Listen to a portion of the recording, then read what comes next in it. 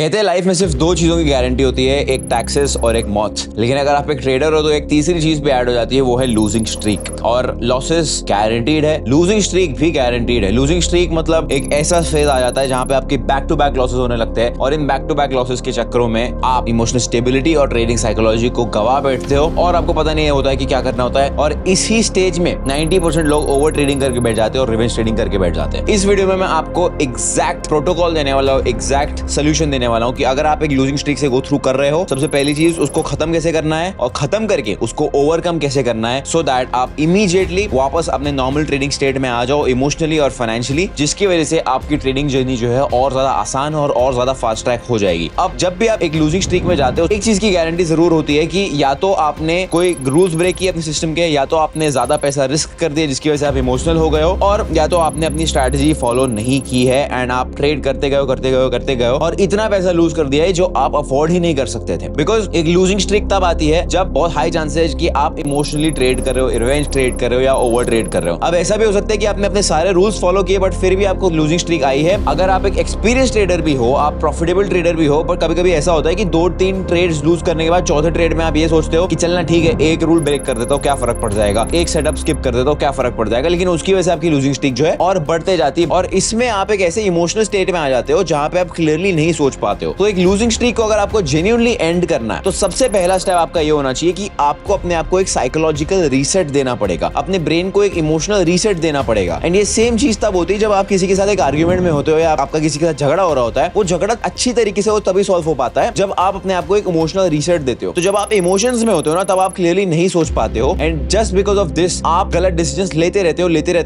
अगर आप किसी के साथ आर्ग्यूमेंट में हो, आप इमोशनली सोच रहे हो, अगर सामने वाला गलत बातें कर रहा है, आप भी और गलत बातें करते जाओगे, चीजों को बढ़ाते जाओगे और मैटर और ज्यादा बढ़ता जाएगा। तो बार बार इसलिए ये कहते हैं कि जो इंसान ठंडे दिमाग से काम लेता है ना, उसकी जीत होती है, क्योंकि वैसा ही इंसान या तो मैटर सॉल्व कर पाता है या तो मैटर को जीत पाता है, बिकॉज उसे पता है कि सही तरीका क्या है, सही दिशा क्या है। लेकिन जो इमोशनली सोच रहा होता है वो आगे नहीं बढ़ पाता है। That is exactly why step number 1 is going to be a psychological reset. अब इस साइकोलॉजिकल रीसेट हम कैसे करेंगे? सबसे आसान और सबसे पहली चीज आपको ये करनी है कि आपको ट्रेडिंग बंद कर देनी है। आपने कितना भी ट्रेड लूज किया, 10 ट्रेड लूज कर लिया है, पूरा कैपिटल उड़ा दिया है, आधा कैपिटल उड़ा दिया, अपना फंडेड अकाउंट ब्लो कर दिया है, कोई फर्क नहीं पड़ता है। सबसे पहली चीज आपको बंद करना है ट्रेडिंग। क्योंकि अगर आप इमेजिन कीजिए आप एक लूजिंग स्ट्रीक में हो। एक लूजिंग स्ट्रीक का मतलब ये होता है, इमेजिन कर लो आप एक गड्ढे में फंसे हुए हो एंड आप गड्ढा खोदते जा रहे हो, नीचे की तरफ खोदते जा रहे हो, ये सोच के कि भाई मैं खोदूंगा ना तो नीचे से निकल जाऊंगा। अरे मेरे भाई, नीचे से कैसे निकलोगे? तो आप एक लूजिंग स्ट्रीक में हो, आपका कैपिटल नीचे जा रहा है, आप उसको और नीचे ले जाके ऊपर कैसे आ सकते हो? तो सबसे पहली चीज ट्रेडिंग रोक देनी है, एकदम कंप्लीट स्टॉप लगा देना है। खुद के ऊपर कंट्रोल नहीं है, अपना ट्रेडिंग ब्रोकर ऐप डिलीट कर दो, ट्रेडिंग व्यू डिलीट कर दो, अपने सारे ट्रेडिंग एप्स डिलीट मार दो। होता है, सबके साथ होता है इनिशियली। हो सकता है आप एक बिगिनर हो, इसके लिए आपको इतना कंट्रोल नहीं है खुद के ऊपर, अपने एप्स डिलीट कर दो। डिलीट करने के बाद सबसे पहली चीज आपको ये करनी है कि जो भी आपके थॉट्स आ रहे हैं उन थॉट्स को प्रोसेस करना बहुत ज्यादा जरूरी है, उनको एड्रेस करना बहुत ज्यादा जरूरी है। बहुत सारे लोग ऐसा करते हैं कि ट्रेडिंग रोक तो देते हैं बट ये सोचते हैं कि भाई ठीक है छोड़ना, अब उसके बारे में सोच के क्या मिलेगा। नहीं, ऐसा नहीं है। उसके बारे में सोच के खुद को दोष दे के कुछ नहीं मिलने वाला है, लेकिन उसके बारे में सोच के उसको प्रोसेस करके उससे सीख के बहुत कुछ मिलने वाला है, बहुत कुछ समझ में आने वाला है। ये सारी चीजें समझ में आएगी अपने क्यों किया, क्या एग्जैक्टली किया और उसको आगे कैसे नहीं करना। तो फेज 1 में जो हमारा साइकोलॉजिकल रीसेट होने वाला है, उसमें स्टेप नंबर 1 होने वाला है सिंपली स्टॉप। स्टेप नंबर 2 होने वाला है अपने थॉट्स को प्रोसेस करो, अपने थॉट्स को जर्नल करो। बैठो आराम से रात के टाइम पे जब आपको कोई डिस्टर्बेंस नहीं है, जो भी आपके दिमाग में चल रहा है सब लिखो एक जर्नल पे। अगर गालियां चल रही ना, गालियां लिख दो। खुद को गालियां देनी ना, दे दो भाई, नो प्रॉब्लम, कोई प्रॉब्लम नहीं है। खुद से क्या शर्माना है? ठीक है, मैं पागल हूँ, मैंने ये गलती कर दी, मैंने ये सब कर दिया, लिख डालो, कोई प्रॉब्लम नहीं है। बट जब वो लिख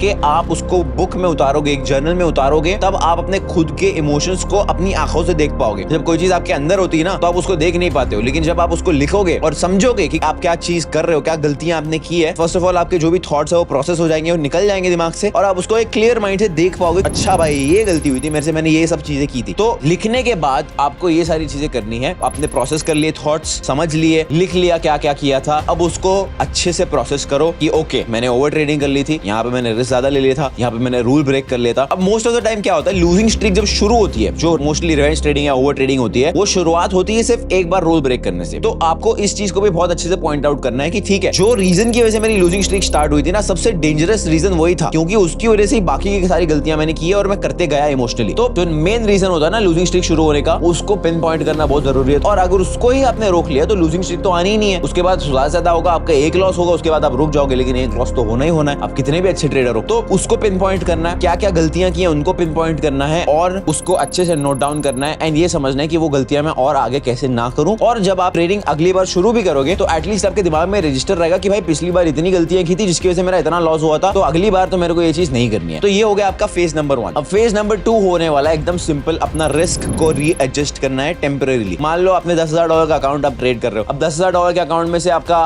$5,000 आपने उड़ा दिया, मान लो अब 5,000 बच गया। अब 5,000 का 10% पकड़ो, उसको ट्रेड करना शुरू करो। अब बहुत सारे लोग जो है इस फेज को इंपॉर्टेंट नहीं कंसिडर करते हैं और मैं समझता भी हूँ कि अगर आपको 10,000 से ट्रेड करने की आदत है, आपको मैं 500 पे लेके आ जाऊंगा, शायद आपने उतना रिस्क किया होगा एक ट्रेड में, शायद उतना आपने 1-2 ट्रेड में बना लिया होगा, लेकिन बहुत इंपॉर्टेंट है। क्यों? क्योंकि ये आपका खुद का एक टेस्ट है। अभी आपने अपने थॉट्स को एड्रेस तो कर लिए, लेकिन आपने खुद को क्या प्रूव करके दिखाया है कि भाई मैं अब नॉर्मली ट्रेड करने वाला हूँ। जस्ट बिकॉज आपने जर्नलिंग कर ली, जस्ट बिकॉज आपने थॉट्स प्रोसेस कर ली, इसका मतलब ये नहीं कि आप नॉर्मली ट्रेड करने वाले हो, कि अपने रूल्स फॉलो करने वाले हो। क्योंकि बहुत सारे लोग सिर्फ इतना करते हैं और फिर वापस ट्रेड करना शुरू करते हैं और फिर वापस से लूजिंग स्ट्रीक में चला जाते हैं। तो ये इंपॉर्टेंट क्यों है? क्योंकि आपको खुद को प्रूव करके ये दिखाना पड़ेगा कि भाई ये चीजें जो है मैंने सीख तो लिए, बट इसको मैं इंप्रूव भी कर रहा हूँ और इंप्लीमेंट भी कर रहा हूँ। तो मैं ये सजेस्ट करता हूँ कि मान लो अगर आपको $10,000 से ट्रेड करने की आदत है, आप रियल कैपिटल $10,000 से ट्रेड कर रहे हो, तो उसका 10% से आपको मेरे हिसाब से ट्रेड करना चाहिए। अब कभी कभी क्या होता है कि उतना नंबर जो है जमता नहीं है, तो अगर आपको नंबर सेम रखना है, मान लो आप 10,000 के लाइव कैपिटल से ट्रेड कर रहे हो, तो $10,000 का फंडेड अकाउंट खरीद लो फंडिंग पिप से। उससे क्या होगा, कम पैसे लगेंगे, $100 के आसपास का फंडेड अकाउंट आपका आएगा। तो इनफैक्ट 500 तो छोड़ो, $100 ही लग रहे, लेकिन आपके नंबर सेम है, तो आपका साइकोलॉजिकल इतना ज्यादा डिस्टर्बेंस नहीं होगा। अगर आपने रूल्स फॉलो कर लिए, चैलेंज क्लियर कर लिया, तो फ्री में आपको $10,000 की फंडिंग भी मिल रही है। और अगर मान लो आप ऑलरेडी एक फंडेड अकाउंट ट्रेडर हो, मान लो आप $10,000 के कैपिटल से ट्रेड कर रहे हो या $1,00,000 के कैपिटल से ट्रेड कर रहे हो, तो फर्स्ट ऑफ ऑल आप लूजिंग स्ट्रीक में घुसोगे तो आपका भाई अकाउंट ही ब्लो हो जाएगा। लेकिन अगर अकाउंट बचा है, उसको आपको रोकना है। जितना छोटे से छोटा अकाउंट खरीद सकते हो उतना खरीदो और उसमें अपना रिस्क को एडजस्ट करो और 1% रिस्क पर ट्रेड पे ट्रेड करना शुरू करो। अगर 1% पे भी ऐसा लग रहा है कि भाई नहीं जम रहा है, तो सिंपली 0.5% पे भी ट्रेड कर सकते हो, कोई प्रॉब्लम नहीं है। बट ये रिस्क एडजस्ट करना बहुत ज्यादा इंपॉर्टेंट है, बिकॉज अभी मान लीजिए आप एक ड्राइविंग टेस्ट ले रहे थे, आपने गाड़ी ठोक दी है, अब आपको वो सेम गाड़ी चलाने में थोड़ी सी तो शर्म आनी चाहिए, लेकिन हमें शर्म नहीं आती क्योंकि हमारा खुद का कैपिटल होता है। तो भाई अगर आपने मेहनत से कैपिटल जमा किया है तो थोड़ी सी तो शर्म आपको आनी चाहिए। अब उसका 10% आपको अरेंज करके ट्रेड करना है या फंडेड अकाउंट खरीद के आपको ट्रेड करना है, 0.5% रिस्क, और उसके बाद फेज 3 शुरू करना है, विच इज बेसिकली चेकलिस्ट, जिसमें आप 4 चीजें लिखने वाले हो। सबसे पहली चीज, क्या मैंने अपना रिस्क एक्चुअली रिड्यूस किया है? तो क्या ये जो भी मैं ट्रेड ले रहा हूँ उसमें मैं रिस्क रिड्यूस्ड रिस्क के हिसाब से ले रहा हूँ या ओरिजिनल रिस्क के हिसाब से ले रहा हूँ? ऑफ कोर्स आपको रिड्यूस्ड रिस्क के हिसाब से रिस्क लेना है। दूसरा, क्या मेरा सेटअप वैलिड है? जो भी सेटअप है, क्या मेरे स्ट्रेटजी के सारे रूल्स फॉलो कर रहा है? क्या मैं अपना risk to reward ratio minimum 1:2 रखा हूँ? और क्या जो मेरे एंट्री मॉडल है उसके हिसाब से मेरी एंट्री वैलिड है? बहुत सारे लोग अपनी स्ट्रेटजी के रूल्स तो फॉलो करते हैं, लेकिन एंट्री जल्दी लेके बैठ जाते हैं, जिसकी वजह से अगेन रूल ब्रेक हो जाता है। तो ये सिंपल 4 रूल आपको फॉलो करने, 4 चेकलिस्ट आपको फॉलो करनी है ट्रेड लेने से पहले, और एक भी अगर मिस हुआ दैट मींस आपने अपना रूल ब्रेक किया और आप अभी रेडी नहीं हो। तो भाई अगर एक बार भी ऐसा होता है ना आपके साथ, तो यू शुड बी थैंकफुल कि मैं अभी भी रेडी नहीं था, कम से कम मैं छोटे कैपिटल पे लॉस कर रहा हूं। अगर आपने ये सेम हरकत फिर से अपने बड़े कैपिटल पे करोगे तो जितना भी बचा उतना भी चला जाएगा। तो ये चेकलिस्ट फॉलो करनी है, सिंपली खुद को रेटिंग देनी है। अगर सारे रूल्स फॉलो किए तो A रेटिंग देनी है, और एक भी रूल फॉलो नहीं किया तो सीधा B रेटिंग देनी है। और B रेटिंग पे हमको नहीं रहना है। We want to be the best version of ourselves. You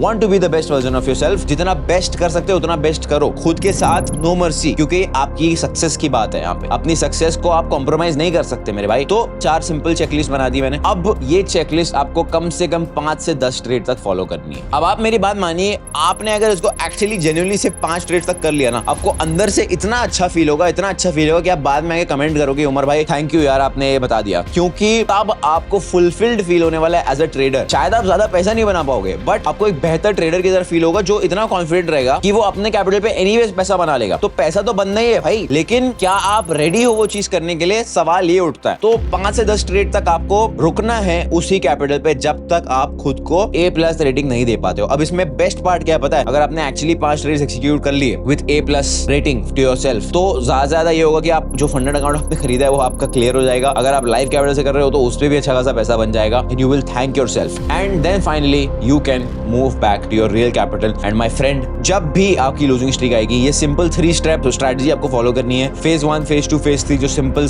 भाषा में मैंने आपको समझाया, सिर्फ ये यूज करते रहोगे, लूजिंग स्ट्रीक जल्द से जल्द खत्म होगी एंड उसको ओवरकम भी जल्द से जल्द कर पाओगे। एंड आई होप आप बहुत जल्द प्रॉफिटेबल बन जाओ।